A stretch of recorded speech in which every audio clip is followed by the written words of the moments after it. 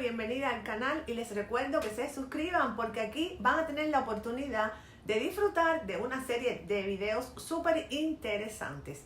Estoy abierta a escuchar no solamente sus sugerencias, las cuales pueden escribir en los comentarios, sino también sus opiniones. Así que escríbanla y si hay un tema que les interesa, déjenmelo saber. Hay un tema que a mí me encanta y por eso lo escogí para este primer video. Y además estoy convencida que a ustedes les va a fascinar. La reencarnación. Algo de lo que se habla mucho y se sabe muy poco. ¿Por qué regresamos al planeta Tierra si la mayoría pasamos millones de trabajos y en ocasiones los días deberían cambiarle el nombre y llamarlos obstáculos? ¿Cuál es el significado espiritual que subyace en las dificultades que se nos presentan? Voy a responder esas preguntas y también voy a profundizar en este tópico tan controversial. Antes de empezar, los invito a que también se suscriban al canal de YouTube del Nuevo Gerald, porque allí todos los lunes pueden disfrutar de su horóscopo semanal, también de su carta del tarot y su frase de poder de la semana. En el canal de Nuevo Gerald también todos los domingos salen mis videos sobre temas de astrología. Así que vayan al canal de YouTube del Nuevo Gerald y suscríbanse porque les van a encantar. Bueno, yendo al tema, existen infinidad de casos registrados en la bibliografía científica que confirman la reencarnación. Sobre todo la de los niños que hablan idiomas extranjeros sin haberlo oído nunca, o niños que tenían marcas de nacimiento allí donde habían recibido antes heridas mortales. Niños que saben dónde hay objetos ocultos o enterrados a miles de kilómetros o décadas o siglos antes de su existencia. Por desgracia, la gran mayoría de los adelantos de la ciencia han caído en manos de organizaciones militares, servicios de inteligencia, políticos, industrias y gobiernos que buscan manipular a su gusto la información que llega a la humanidad para mantenernos controlados en todos los niveles, físico, psicológico y espiritual. Si ustedes no lo sabían, la capacidad de las personas para acordarse de existencias anteriores ha sido investigada detalladamente desde hace casi 30 años por renombrados psicólogos. Pero a pesar de que se sigue ocultando el tema, otros psicólogos hemos utilizado la regresión a vidas pasadas para tratar miedos, fobias y patrones de comportamiento que no tienen explicación aparente. Como ejemplo, puedo decirles que la inseguridad y el miedo al abandono están frecuentemente ligados al recuerdo de un abandono que fue preexistencial en la niñez, a una separación durante una crisis o una guerra o a la pérdida de los padres. Los afectados experimentan también cómo pueden ser vendidos como esclavos o cómo estuvieron expuestos a morir en tiempos de escasez de alimentos. La depresión y la falta de voluntad se relacionan muchas veces con recuerdos de otra vida donde la persona sufrió la pérdida de un ser querido o de uno de los padres, de una pena no superada, de ideas de suicidio, de desesperación a raíz de una guerra, de una masacre o quizás una deportación. Por lo general, las fobias y miedos irracionales se presentan en conexión con todas las experiencias traumáticas posibles de existencias anteriores. Muerte por medio del fuego, por ahogo o estrangulación, por medio de animales, cuchillos, insectos o catástrofes naturales. Los problemas de conducta sadomasoquista están ligados a recuerdos de tortura o frecuentemente con la conexión a la pérdida de conciencia de un elemento sexual. El dolor y la rabia parecen como eternizar el odio y las ansias de vengarse de la misma forma. El complejo de culpa o el complejo de ser mártir van acompañados normalmente a recuerdos preexistenciales del asesinato de una persona cercana o de la responsabilidad por la muerte de otra persona. Por ejemplo, en un incendio o en esas culturas, no sé, ustedes han visto las películas donde el propio hijo lo teníamos que ofrecer en sacrificio a los dioses o se ordena la muerte de otra persona sin ningún motivo. Hay muchos ejemplos de eso. El pensamiento principal es frecuentemente en esos casos, todo fue error mío, yo me lo he merecido. Las dificultades materiales pueden tener que ver con una existencia en la que las personas tienen que pasar hambre y en la que viven en un desorden económico o quizás en una pobreza ineludible. Los accidentes, la violencia y la brutalidad física están conectados la mayoría de las veces con recuerdos de experiencias de guerras, combates en vidas anteriores o como soldados o con volver a experimentar luchas pendientes por el poder o quizás aventuras interrumpidas. Esos síntomas se presentan frecuentemente en adultos jóvenes, es decir, en una edad que más o menos históricamente muchos hombres jóvenes han encontrado la muerte en la guerra. Los conflictos familiares se observan la mayoría de las veces en personas que tienen que arreglar cuentas todavía de una vida anterior con sus padres, hijos o parientes. Abuso de poder, disputas de herencias o quizás rivalidad. Los problemas y abusos sexuales son frecuentemente relacionados a los recuerdos de historias en las vidas en las cuales ocurrieron violaciones, abusos o quizás torturas. Muchas experiencias de incesto y de abusos de niños resultan ser la repetición de antiguos modelos de experiencias persistenciales en las cuales estaba bloqueada la expresión de los sentimientos. Los problemas matrimoniales se remontan a menudo a existencias anteriores en las que las dos partes actuales que están relacionándose actualmente también tenían una relación íntima, pero provenían de diferentes ambientes o categorías sociales. Frecuentemente uno de los dos era en la vida anterior, por ejemplo, amante, esclavo, prostituta o concubina. Y también los papeles de sexo estaban repartidos muchas veces a la inversa. Algunas enfermedades orgánicas crónicas surgen en personas que tienen intensamente el recuerdo de existencias anteriores donde han sido heridos en una de las extremidades o quizás en la espalda o incluso que han sido muertos por medio de la aplicación de violencia en alguna de esas partes del cuerpo. Los dolores en la cabeza están conectados a veces con decisiones intolerables que fueron necesarias en una vida anterior. Las molestias aquí en la zona de la garganta tienen su origen en denuncias verbales anteriores o en pensamientos secretos, pero también algunas veces pueden estar relacionados a ahorcamientos o estrangulamiento. Las úlceras de vez en cuando tienen que ver con experiencias pasadas de terror.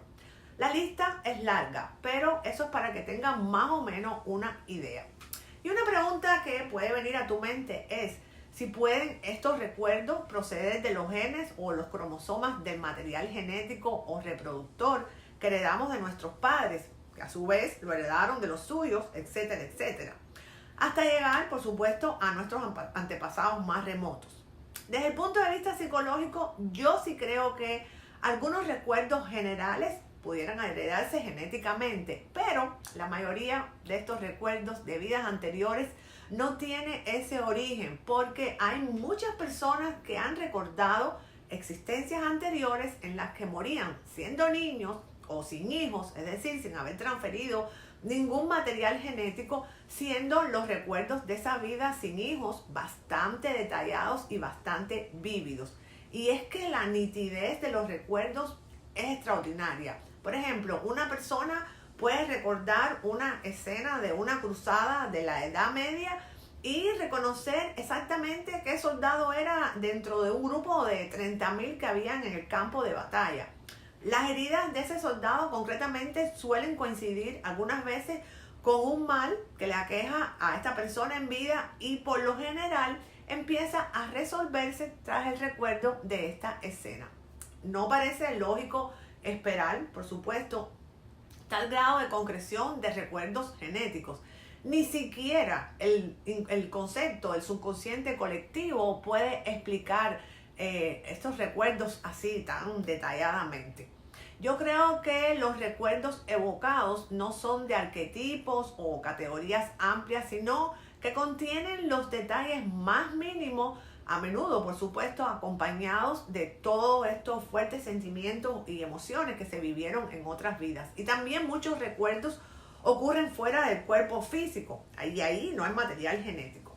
En muchos casos parte del recuerdo sucede también tras la muerte física, cuando la persona estaba flotando por encima de su cuerpo y observaba la escena que tenía debajo y puede contemplar el cuerpo que acababa de abandonar su estado físico y sus heridas, así como todo el campo de batalla y lo que seguía sucediendo mientras la lucha progresaba y llegaba a su fin. En el caso del soldado que puse como ejemplo.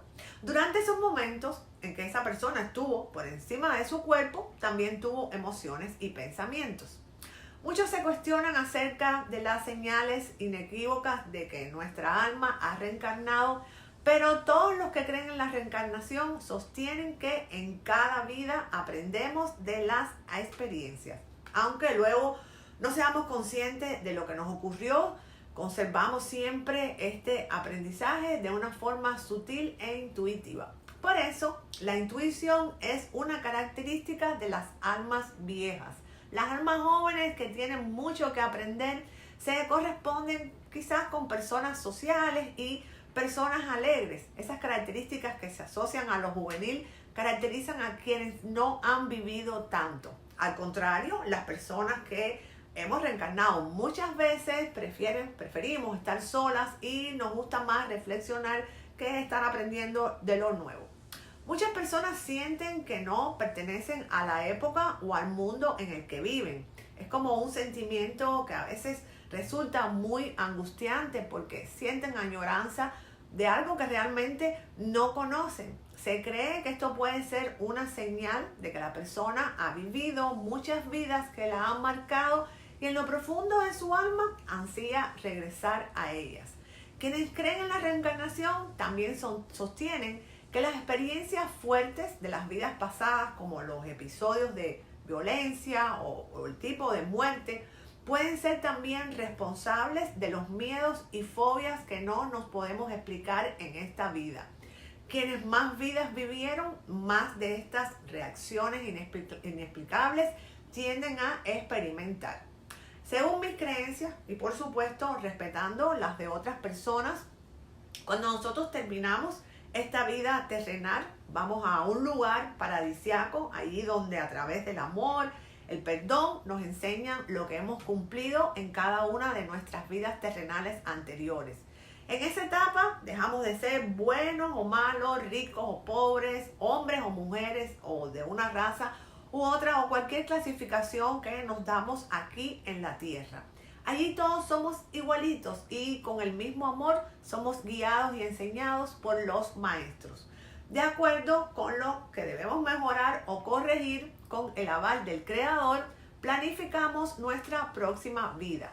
A veces una persona ha ganado tantos créditos, vamos a ponerle ese nombre, positivos en algunos aspectos, que nace con caminos abiertos en algunas áreas de la vida. De allí que a veces oímos esa expresión, ay, fulanita nació con una buena estrella o fulanito nació con muchísima suerte. Básicamente esas personas han traído acumulados sus puntos positivos de vidas anteriores. Sus pruebas a lo mejor estarán en otras áreas de la vida donde la suerte quizás no les va a sonreír y ahí es donde ellos deben demostrar que van a aprender y también qué van a hacer para mejorar su actitud. Una forma de entender mejor la reencarnación es imaginándonos que el cuerpo y la mente son como máscaras que nuestra alma lleva en este mundo físico. Esta vida es como una obra de teatro donde en todo momento hay cambios de guión imprevistos y en el escenario, por supuesto, rige el caos. Cuando los actores desaparecemos tras el telón, cuando se cae, se acaba todo este enredo. Los actores nos quitamos las máscaras, dejamos de ser los personajes que encarnamos de forma temporal. Este cuerpo actual es el personaje de la obra y el alma es el actor imperecedero. En el escenario, los personajes pueden, por supuesto, sufrir desgracias, algunas pueden ser crueles, incluso muchos podemos sufrir la muerte. Sin embargo, el actor, es decir, el alma, jamás padece ningún daño. Al morir nos quitamos las máscaras y descansamos en nuestro estado natural. No hay desaparición, no hay olvido, simplemente nos quitamos las máscaras, ropas y todas esas coberturas externas y regresamos a los reinos espirituales donde nos renovamos y restablecemos. Aquí nos reencontramos con nuestros compañeros de alma y nuestros compañeros de siglos y planificamos nuestra próxima vida en la tierra. Cuando existe el tiempo y las circunstancias propicias, nos ponemos nuevas máscaras con el cuerpo y el cerebro del bebé y volvemos al estado físico. Y aquí lo más importante es recordar que somos el alma y no la máscara. Pruebas de que la vida está prescrita es cuando recibimos una carta astral que se cumple cabalmente, o una premonición de algo que sucede tal como lo hemos visto. Si no hay un futuro escrito, ¿cómo explicamos que a veces nos han anticipado lo que va a suceder? ¿O has vivido tú una experiencia de ese tipo? Porque muchas personas tienen esa capacidad de soñar las cosas que le van a pasar. Si te ha sucedido, escríbemelo ahí en tus comentarios. Cada alma determina el tiempo entre reencarnaciones. Si el alma está muy cansada, entonces se toma un descanso. Si eres un alma sabia, tomas tiempo para digerir todo tu conocimiento y planificar tu siguiente vida, de la misma forma que un escritor prepara su próximo libro. Si tienes demasiadas ataduras con esta realidad, o si eres impaciente, o si no has aprendido lo suficiente, entonces puedes regresar con muchísima rapidez. Antes del nacimiento mantenemos conversaciones con nuestros guías espirituales y con el resto de las almas con las que compartiremos nuestra encarnación. Planificamos las lecciones que esperamos aprender y también cómo las aprenderemos. Es posible que este concepto de planificación prenatal te sorprenda, sobre todo en lo que se refiere a la programación de acontecimientos dolorosos. Pero te contaré que la planificación que hacemos antes de nacer es tan detallada que incluye la selección de eventos vitales. Imagínense que nosotros escogemos a nuestros padres y ellos nos escogen a nosotros. Elegimos cuándo y dónde nos reencarnaremos, las escuelas que vamos a asistir, las casas en las que vamos a vivir, las personas que vamos a conocer y las relaciones que vamos a tener.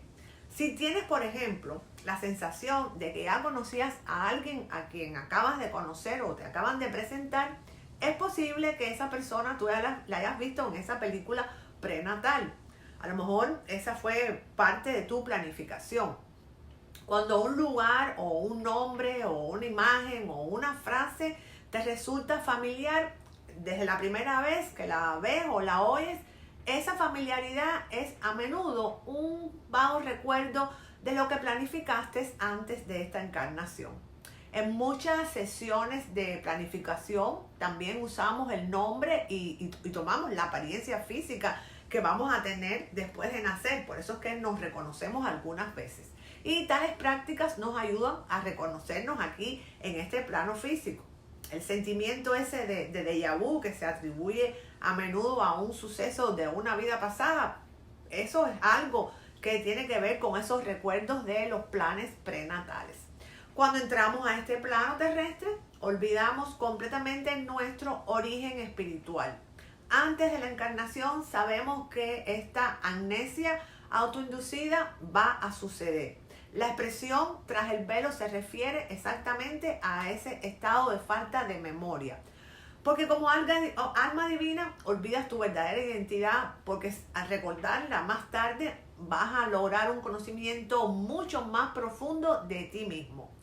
Para obtener esta profunda conciencia tenemos que abandonar el reino espiritual, el lugar de alegría, de paz y de amor, porque allí no experimentamos ningún contraste y sin contraste podemos dejar de aprender. Imagínate un mundo en el que solo hay luz. Si nunca has experimentado la oscuridad, ¿cómo podías aprender a apreciar la luz? Es en el contraste entre la luz y la oscuridad lo que nos aporta un conocimiento más profundo. Esta es exactamente la experiencia que desea nuestra alma. El alma es una chispa divina y la personalidad, es decir, nosotros los humanos somos una parte de la energía del alma en cuerpo físico. La personalidad consiste en unos rasgos temporales que existen solamente durante la vida física y un núcleo inmortal que se reúne con el alma después de la muerte. Y aunque el alma es algo mucho mayor que la personalidad. Cada personalidad es vital para el alma y, por supuesto, muy apreciada por ella. En gran medida, la personalidad tiene libre albedrío. Los desafíos de la vida pueden ser, por tanto, aceptados o rechazados. Siempre queda esto, yo diría, como decisión de la persona. No existe la predestinación. Las respuestas se encuentran siempre detrás de ti mismo, como están dentro de ti ahora mismo en este momento. La vida en la tierra es una etapa en la que la personalidad se ajusta o se desvía del guión que fue escrito antes del nacimiento. Nosotros elegimos cómo respondemos, si lo vamos a hacer con ira y amargura o lo vamos a hacer con amor o con compasión. Cuando nos damos cuenta que somos nosotros mismos quienes hemos planificado nuestras dificultades, la lección, créanme, que es mucho más clara y también muchísimo más fácil de hacer. Y tengo muchos ejemplos. Por ejemplo, un alma profundamente tierna y piadosa que desea conocer profundamente el altruismo puede elegir encarnarse en una familia disfuncional. Al ser tratada sin compasión, llegará a apreciarla profundamente. La ausencia de algo es lo que mejor nos enseña su valor y su significado. La falta de compasión en el mundo exterior va a obligar a esta alma a dirigirse a su interior, donde va a recordar su propia ternura.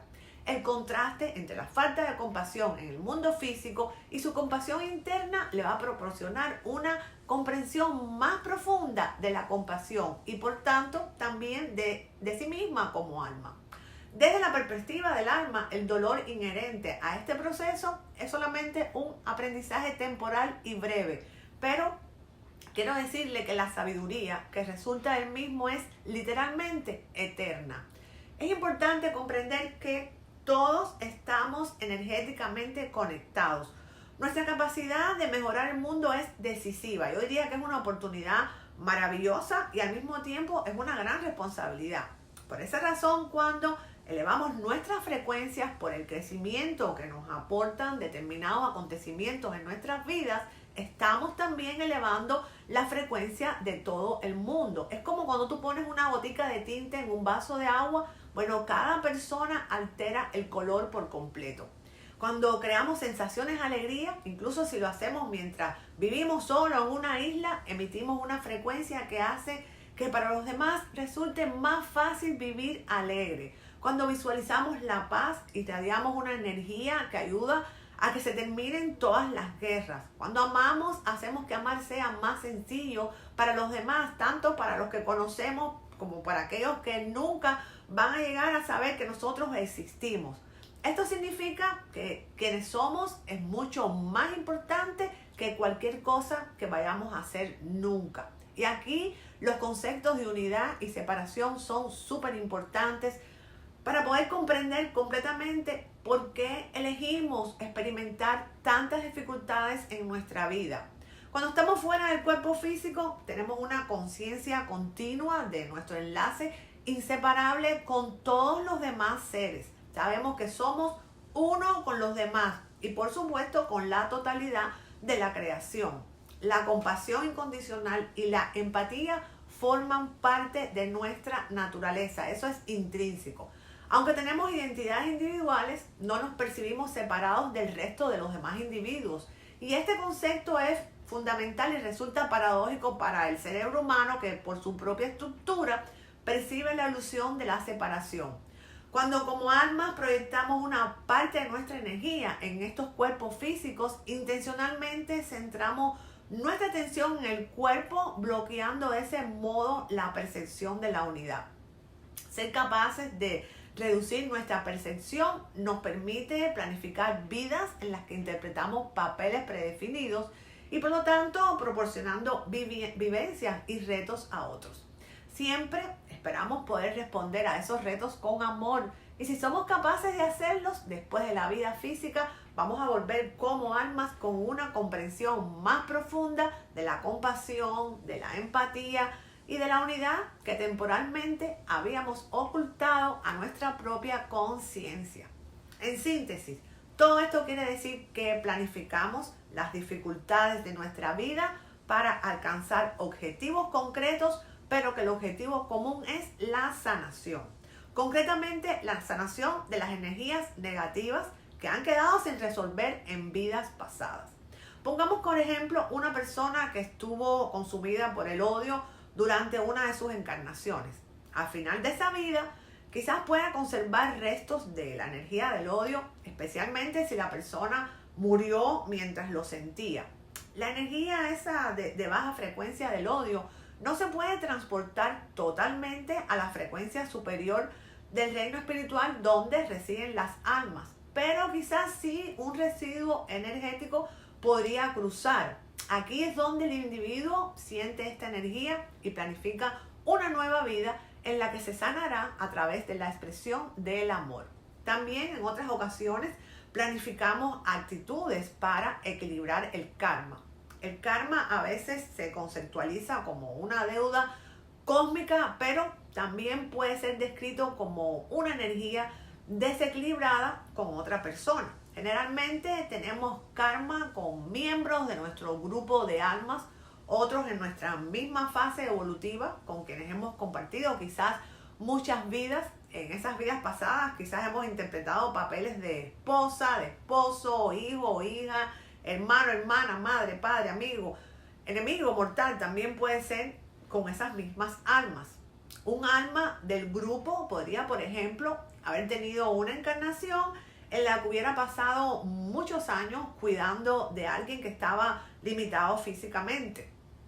Si esa alma que interpretó el papel de cuidador planifica después de una vida en la que tenga el desafío de la enfermedad que lo limite físicamente, entonces el alma que recibió los cuidados podría buscar equilibrar aquel intercambio energético ofreciéndose a cuidarlo. En este cuerpo físico, sin embargo, ninguna de las dos almas va a recordar ese plan. La que eligió ser el cuidador podría sentirse agobiada por la necesidad de hacerse cargo de otra persona. Quizás incluso podría verlo como un castigo por sus malos actos en una vida pasada.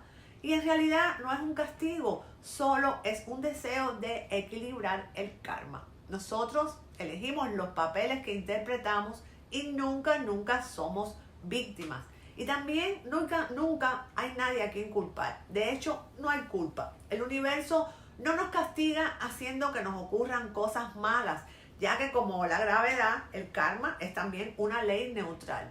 Si te cae un coco en la cabeza porque estás pasando por debajo de una palma, tú no le echas la culpa a la gravedad, ni tampoco te sientes víctima o castigado porque te cayó ese coco en la cabeza.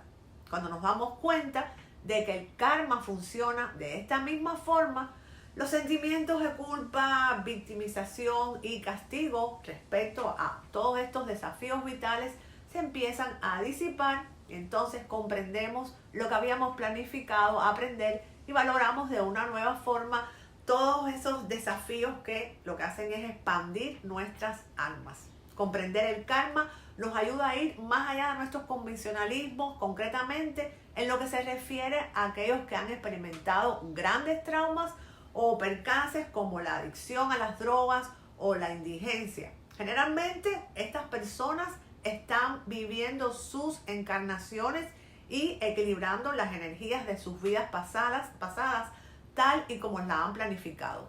Sus vidas, que muchas veces son etiquetadas como fracasados desde el punto de vista de la personalidad, a menudo son éxitos profundos desde la perspectiva del alma. ¿Por qué razón? Cada individuo es exactamente lo que ha escogido ser. Siempre estamos desarrollándonos y aprendiendo. Y cuando ya no nos hace falta reencarnarnos, cuando ya hemos aprendido todas nuestras lecciones y pagado nuestras deudas kármicas, se nos da a elegir. Podemos regresar de forma voluntaria para ayudar a la humanidad con un servicio de amor, o quizás nos podemos quedar en el otro lado y ayudar desde ese estado, desde allá arriba. En ambos casos, seguimos progresando a otras dimensiones. Como almas nos relacionamos como si fuéramos las millones de hojas de un árbol viejo, las que están colgando de nuestro propio tallo y están estrechamente relacionadas con nosotros. Incluso llegamos a compartir diferentes experiencias con ellas, es decir, las vivencias del alma. También nos sentimos estrechamente unidos a las hojas de nuestras ramas. Tenemos algo en común con ellas. Están cerca de nosotros, pero no tanto como las hojas del tallo. De igual modo, conforme nos vamos alejando por las ramas del árbol, nuestra relación con las otras hojas o almas, todo esto es metafórico, sigue existiendo, pero no es tan íntima como la que tenemos con las hojas más cercanas. Todos formamos parte de un árbol y un tronco y podemos compartir las mismas experiencias. Nos conocemos, pero las que pertenecemos a nuestro tallo son las más íntimas. En este bello bosque hay muchos otros árboles. Cada uno de ellos está conectado con los demás a través del sistema de raíces subterráneos. De este modo, aunque una hoja se encuentre en un árbol muy lejano y diferente al nuestro, seguimos conectadas a ella. Estamos conectados a todas las hojas, pero tenemos una relación más estrecha con las hojas de nuestro árbol, todavía más íntimas con las hojas de nuestras ramas y un vínculo que casi es una unión con las de nuestro tallo. Es posible que nos hayamos reunido en vidas pasadas con otras almas que pertenecen al mismo árbol, pero que se encuentran muy pero muy lejos de nosotros. Podemos haber tenido muchísimas relaciones diferentes con esas almas, relaciones que quizás hayan sido breves, efímeras. Tal vez hayamos aprendido algo nuevo, incluso en un pequeñito encuentro de 15 minutos. Una de estas almas tal vez haya sido un mendigo que se cruzó en nuestro camino y que quizás nos ha conmovido. Con ello, lo que ha sucedido es que ha crecido nuestra capacidad de sentir compasión por ese otro ser humano y hemos contribuido a que esa persona aprenda a recibir amor y ayuda. Seguramente nunca más nos vamos a volver a encontrar con el mendigo en esta vida, pero formamos parte de la misma historia. La duración de nuestros encuentros puede variar, puede ser de 5 minutos, 1 hora, un día, un mes, una década o quizás muchísimos años. Y es así como se relacionan las almas, porque nunca las relaciones se miden en tiempo, sino por las lecciones aprendidas.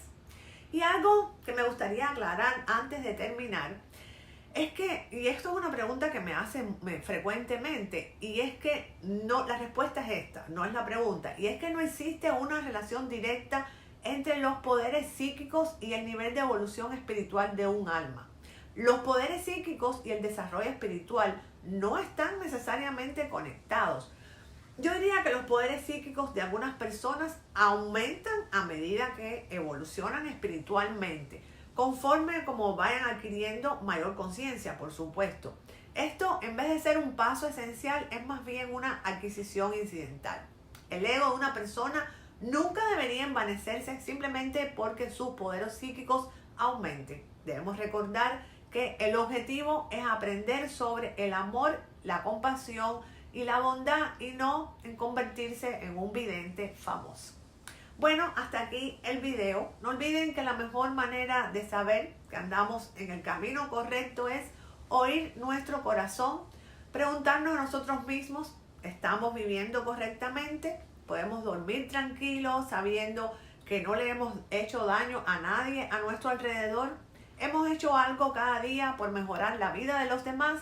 Si nuestra alma está tranquila, seguramente estamos en lo correcto. No necesitamos convertirnos todos en pastores o qué sé yo, líderes religiosos.